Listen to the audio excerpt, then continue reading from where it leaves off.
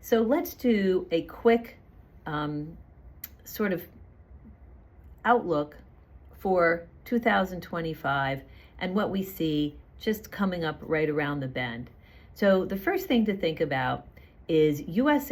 economic growth is assumed to be resilient in 2025, driven by strong consumer spending. And remember, the consumer is 70% of GDP, and the consumer has really been propping up this market.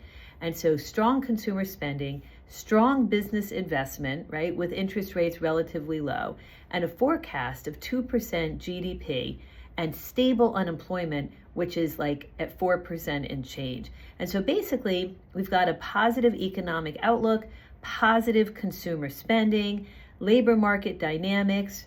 Labor market remains in good shape. Like I said, unemployment at like 4.3%, right? Very low. Steady job growth, low unemployment. And of course, immigration is helping to boost the labor supply. Inflation is starting to ease closer and closer to that 2% Fed inflation target. Will it make it down to 2% exactly? Well, that's the $65,000 question that everybody's talking about. But we are easing down there. Current pressures from shelter, right? Because that factors into inflation readings. Current pressures from shelter and auto insurance are expected to continue decreasing. And that has been one of the reasons that inflation has stayed a little bit elevated.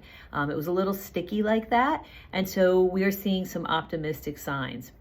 Inflation, investment strategies and market conditions, right, is we are believing that investors should continue to stay fully invested, but perhaps we will be rebalancing some portfolios after years of strong equity returns.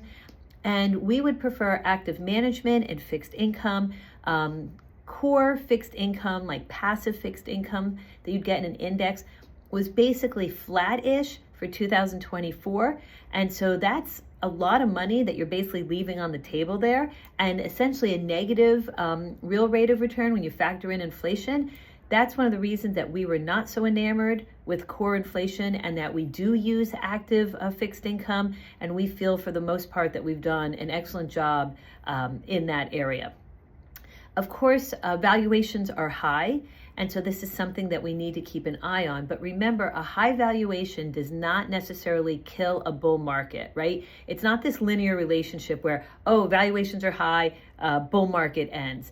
And so yes, will valuations potentially affect the next 5 to 10 years of returns? Absolutely, something that we're watching. But just because valuations are high doesn't mean that the market is going to stop growing. And in fact, people have been saying that valuations are high for years, and you see this market has continued to grow.